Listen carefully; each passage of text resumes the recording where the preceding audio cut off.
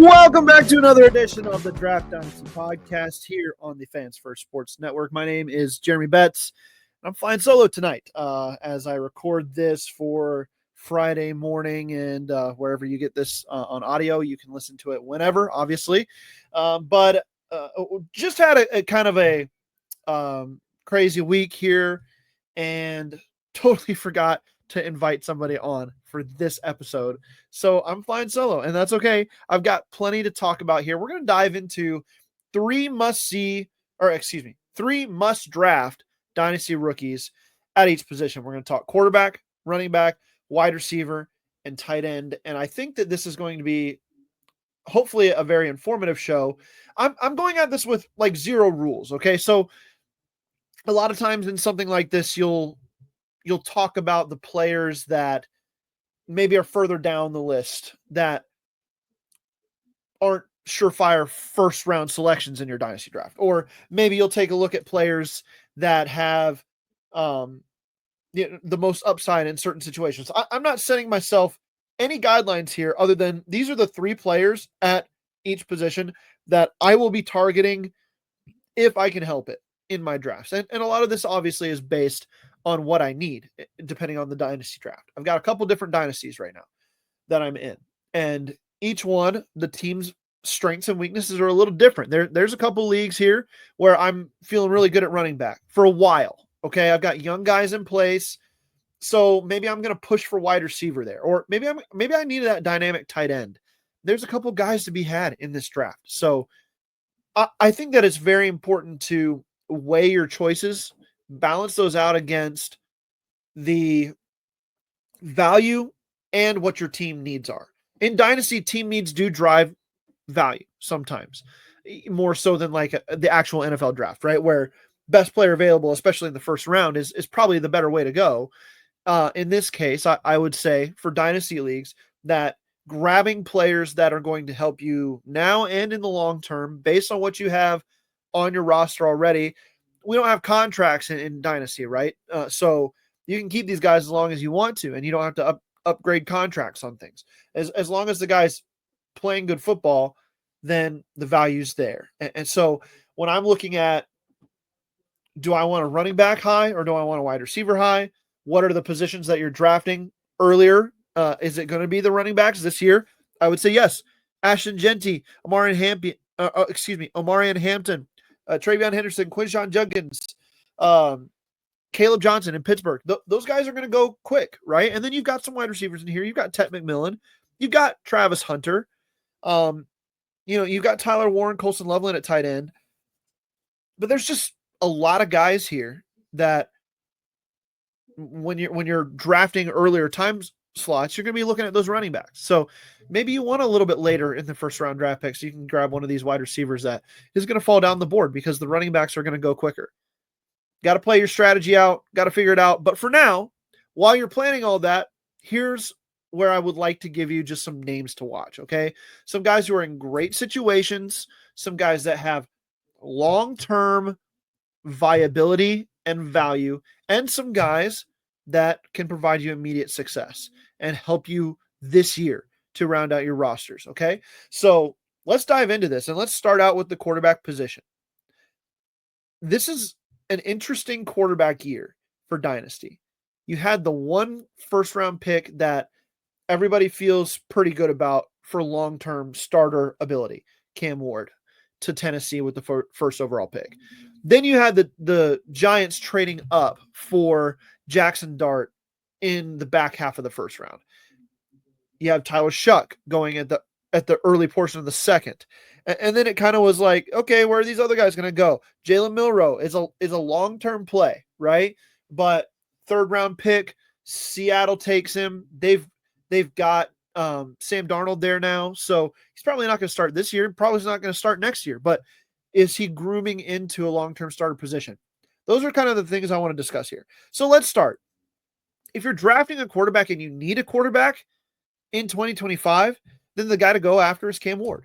He just is. He is a must-draft player if you need immediate success. So Cam Ward, let's project him out a little bit. I think that when you're looking at what his potential is for putting up numbers in 2025, I think you're looking at a QB2 type player. I think the athleticism gives him a little bit of upside to be able to extend plays, maybe get out and run a little bit, but he's not going to be a running quarterback. Think Justin Herbert, maybe, or Joe Burrow, just enough to get them out of trouble and to maybe scramble for a first down or two here and there.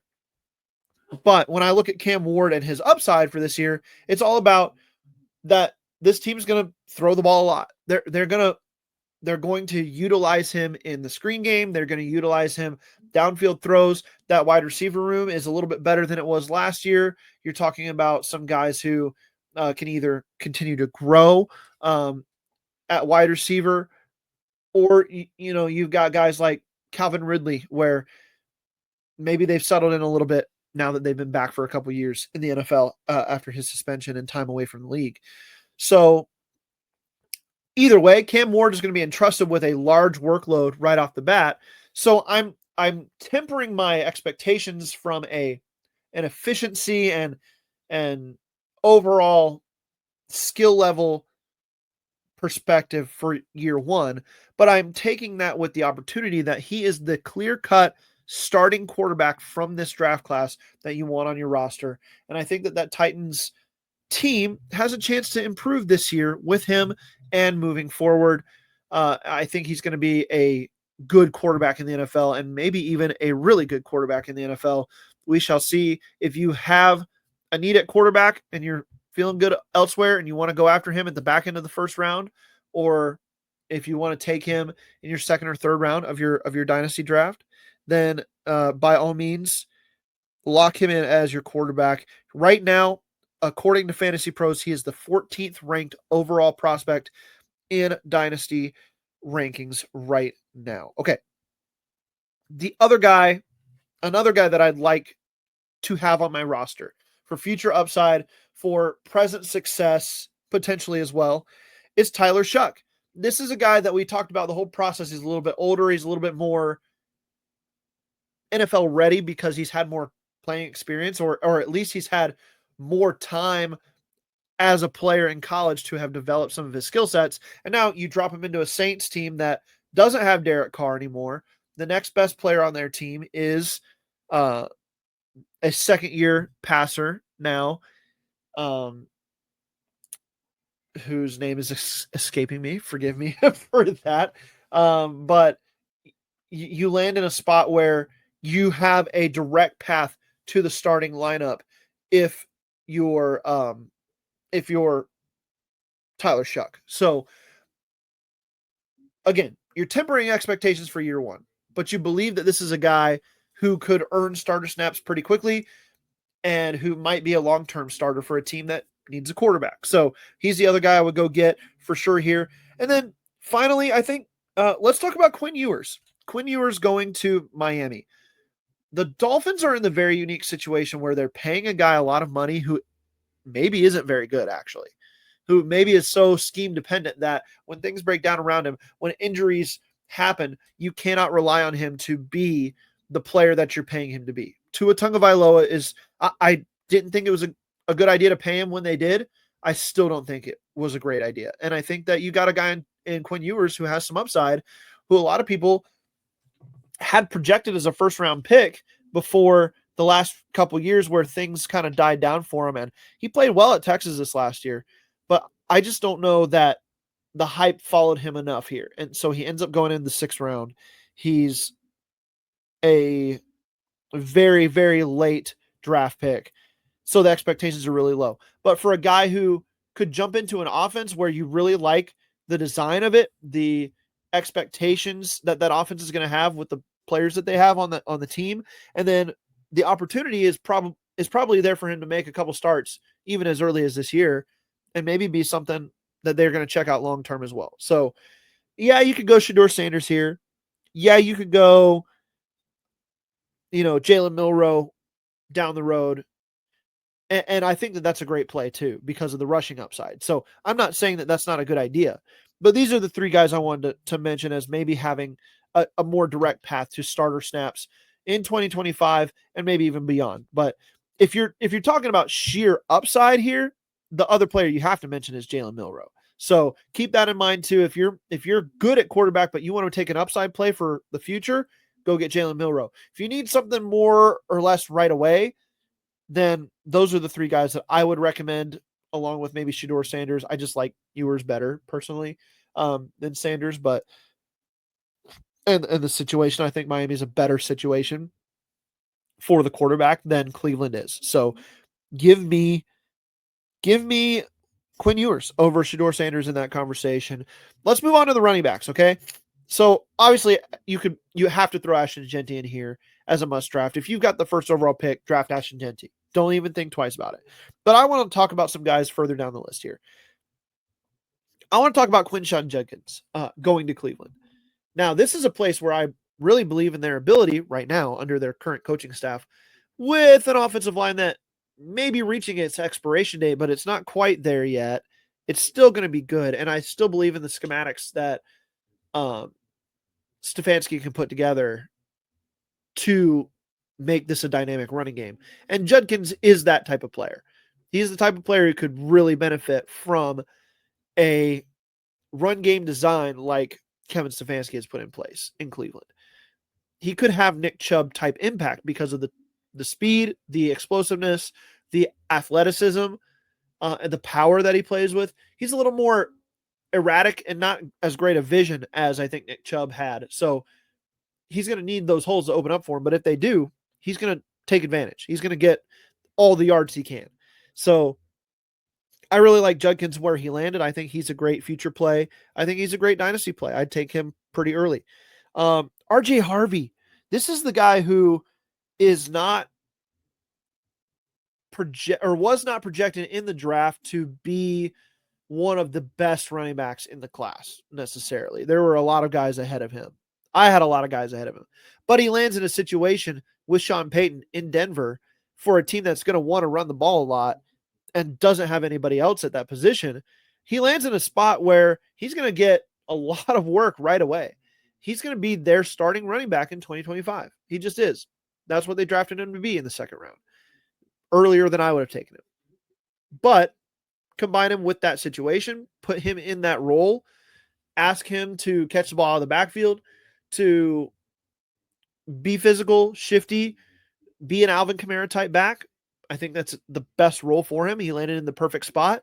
And I think that he's a guy that you're going to want to have on your dynasty team as well. Not just for this year. He's got a lot of future upside as well in a Sean Payton offense where we saw Alvin Kamara put together top 5 season after top 5 season for several years. I've got to talk about my boy Caleb Johnson in Pittsburgh. I just think that the fit is perfect. I think that the type of player he is, the type of organization he went to, it's a match made in heaven stylistically and schematically as well under Arthur Smith. Let's make sure that we put that out there. So if something changes at offensive coordinator there, yeah, that superb fit could change a little bit. But I think that this is a guy who's going to earn workhorse level snaps pretty quickly. Maybe not first half of the year, but by the second half of this year, I think that he's going to be the lead back in this backfield. Jaylen Warren is a good back, but he has some limitations. He's not going to be able to carry the ball at a workhorse level. He's not the body type for that. I think that he's going to be an important player for this team. I think that he's going to handle a lot of touches early this season, but the Steelers did not re-sign him past this year. Caleb Johnson fell in their laps. They ran that card to the table. He is the guy for their future. So for dynasty plays, that plays right into our hands. We're going to have him for a long time. Stash him on the taxi squad this year or don't. Maybe he's a flex player pretty quickly. Maybe he's more than that by the end of the season. Those are the three guys that I'm looking at here. Quinshon Judkins, RJ Harvey, and Caleb Johnson. Jeanty, obviously. Omari Hampton's a good player. Travion Henderson's a good player. We know about those guys. I wanted to talk about a couple guys here that the opportunities there, they weren't maybe as big a names as some of these other guys. They weren't drafted in workhorse type situations where it's them or bust. So there's a little bit less pressure on them. But I think that these three guys are the ones to go after, and they're must-haves in my opinion. If you are not drafting first overall in Dynasty, I would take all three of these guys in the first round of my Dynasty draft this year. Okay, let's go ahead and take a break. And then when we come back, we will talk wide receivers and tight ends, and we will wrap this show up.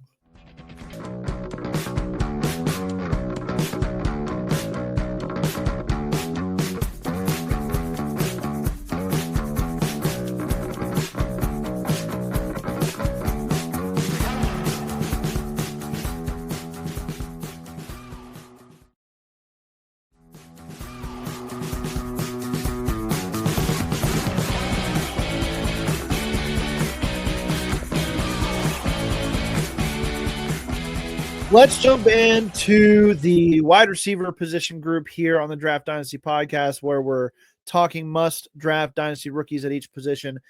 It's Jeremy Betts here with you still, and let's jump into these wide receivers. Three wide receivers that I really like in 2025. Obviously, if you're picking early and you need wide receiver help, Tet McMillan's going to be in a great position.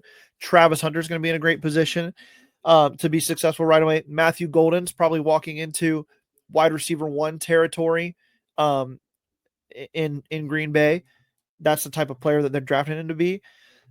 The other guy that was taken in the first round that I can't get enough of as a player, and I think that his opportunities down the road, maybe not this year, but in 2026, 2027, you're going to really start to see his role just blow up. It's Emeka Egbuka. It's another Ohio State guy, another one of my Buckeyes. Love this player. This is the most surefire thing at wide receiver we've had in a long time. He's not got the upside of Tet McMillan, Travis Hunter in this class. And he hasn't got the upside of some of the other upper echelon receivers that we've seen go in recent drafts. Last year, Brian Thomas Jr., he doesn't have that ceiling for Brian Thomas Jr. But what he has is the highest floor of any wide receiver I've ever seen coming out of college. Highest floor of any wide receiver I've ever seen, except for maybe Marvin Harrison Jr. last year. So I just think you can't miss with this guy. And when Mike Evans decides to hang it up, I think that he's going to pair so nicely with Chris Godwin for the next few years. And I just love the future upside for him. I love the surefire good player that he is. I would be shocked if he didn't turn into a very productive wide receiver very, very quickly once given the opportunity. That opportunity could come sooner rather than later with the injury history of both Mike Evans and Chris Godwin.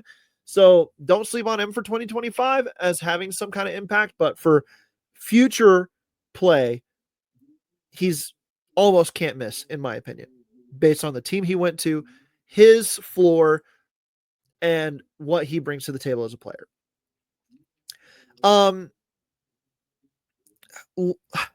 This is tough. The wide receiver position is tough, but I'm looking at a guy a little bit further down the list. I'm looking at Torrey Horton. Okay. You're probably thinking, okay, what are we talking about here? Torrey Horton. This guy is, let's see, let me try to find his overall ADP here. Tyler Horton is going, he's wide receiver 14 according to Fantasy Pros consensus. He is a 37th ranked rookie. So this is a 3rd round or 4th round pick in your dynasty draft. Torrey Horton, though, to me, lands in a situation where he's gonna be pushing for wide receiver 2 type snaps pretty quickly. Seattle's got Jackson Smith and Jigba, and after that, it's like, okay, who's gonna step up? Who's gonna be the guy? Who's gonna step up here and earn a role? Torrey Horton's different than JSN. Very different. He's a field stretcher. He's a vertical threat. He's a good route runner. He's long. He's very coordinated, good body control. But he plays a different style. He's gonna stretch you vertically. He's gonna He's going to provide you some take the top off the defense ability with his speed, and the ability to work back on like comebacks and posts and things like that, dig routes. I think that he's going to be a good player. So opportunity is there, and he's got some upside. I think that he would be an easy third round selection for me based on some of the other guys going in this range. So that's a guy I'm going for here. And then the final wide receiver that I'd like to just mention here.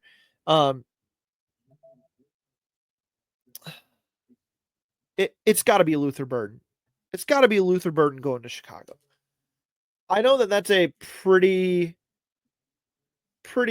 stacked wide receiver room, as in opportunity might not present itself very soon, but this is the guy that I think could be the Bears version of Amon-Ra St. Brown. The speed, the run after catch ability, the thick build, kind of the ability to just sit in the hole, take the ball on underneath stuff and work defenses. I think it's there. The run after catch stuff is not gimmicky. It's really good. You can use him in all sorts of different methods. And if I trust anybody in this league to be able to scheme up that type of player, it's Ben Johnson. So, and he's there for the long haul. He's there for the next 5 years at least. So Luther Burden III in Chicago. I really, really like him there. I could go on and on about these wide receivers. All right. I could talk about Trey Harris in Los Angeles for the Chargers and what he'll bring to the table. I like Jack Besh in Las Vegas. I love Kyle Williams in New England. You know, there's a lot of good opportunity there. So it's hard to pick three guys. That's why I was kind of debating there on whether I wanted to end up going with Luther Burden or not. But yeah, so just take that into consideration. You can go a lot of different directions with the wide receivers, but these are the must-haves, in my opinion, that I'm going to be drafting at wide receiver. And then finally, let's get to the tight end group.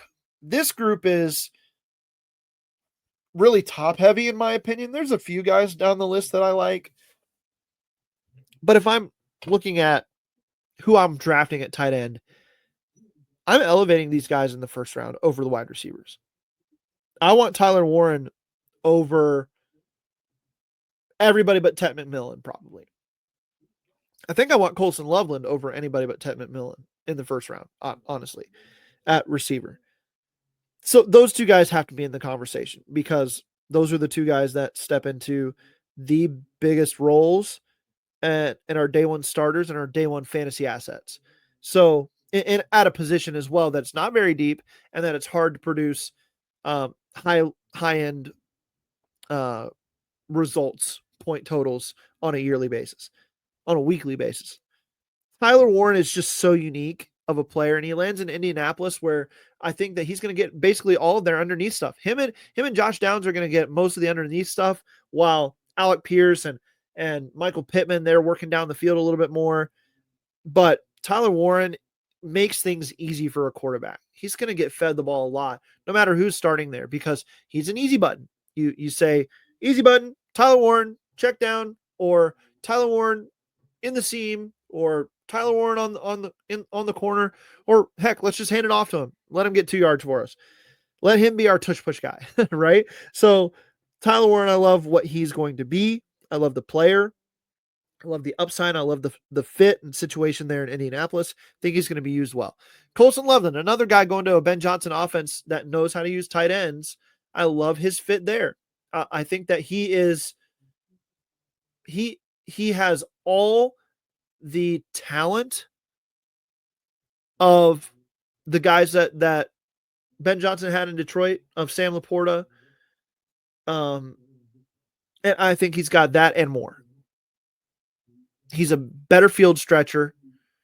He's probably a better blocker at this point too, which means he'll be on the field all the time.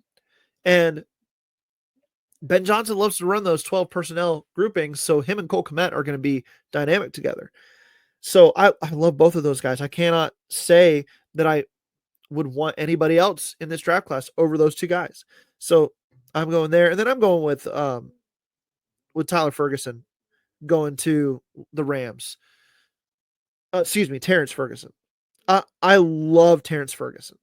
I think that his athleticism is some of the best I've ever seen at tight end. The fluidity is really good. Very smooth player. And he's got a big body, and he fits that Sean McVay system. He gives them an underneath guy and a middle of the field guy that can help take some of the pressure off of Puka Nacua and Devontae Adams on the outside. Those guys are going to carry the bulk of the coverages, right? They're going to take a lot of those coverages. So Terrence Ferguson is going to have a wealth of space to work in underneath and over the middle of the field. And I love the fit. And Sean McVay has been trying to get a tight end in the draft for 3 years now. He finally gets a guy that he feels good about. Rumor had it that they would have taken him in the first round if they had stuck where they were at and picked. As it stands, I think that he is a really good player coming into the league. Excuse me. And in that system under McVay, he has a chance to really blossom and shine down the road as well. So those three guys, it's pretty cut and dry at tight end. It really is. Some other names I'll just throw at you. I like Thomas Fudoni going to the Giants. That's a crowded room though, so I don't know how that ends up fitting in. I like Gunnar Helm going to Tennessee. I love Harold Fannin Jr. going to Cleveland. Let's see, where'd he go?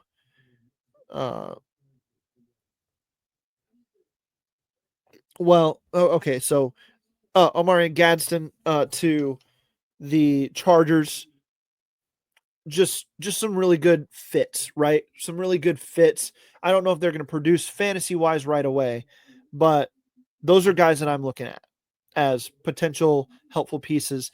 Guys that if you're just throwing a late-round flyer out there in your dynasty drafts, you could do worse than add one of these guys in a tight end world where development is key, and you might not see the best players at the position until a few years down the road. And they can come from anywhere. They can come from any round. They can come from any background and be successful in the NFL if they develop correctly and are utilized correctly. So that's all I've got. I've got 4 positions here that we break down in full: quarterback, running back, wide receiver, tight end for your dynasty drafts. And I just think that there's in a down year for top end pass catching talent, I think that there's some guys that you can still go after and get. And then this running back class, you can there's 10 running backs that I'd love to have on my fantasy roster for dynasty. At least 10. And if you're going to miss out on Ashton Genty in the first round, don't fret. There's some guys who can help your fantasy team all throughout the first round, all throughout the second round of your drafts. Go get them early. And see what else you can get down the road. And if you're not getting one of those guys, go get Tyler Warren or Colson Loveland. Go get one of those 2 guys, lock them in, and then figure out wide receiver down the road. That's my draft strategy advice for you for Dynasty. Those are the guys that I'm looking at, the 3 players at each position that I view as must draft guys. And they're not the only ones either, but I just wanted to keep it to 3 for now. And I'll have some of my rankings coming out on FFSN.com down the road for Dynasty as well as Redraft League. So stay tuned for all that. Follow me on Twitter at thebets93, THEBETZ93. Until next time, keep drafting, everybody.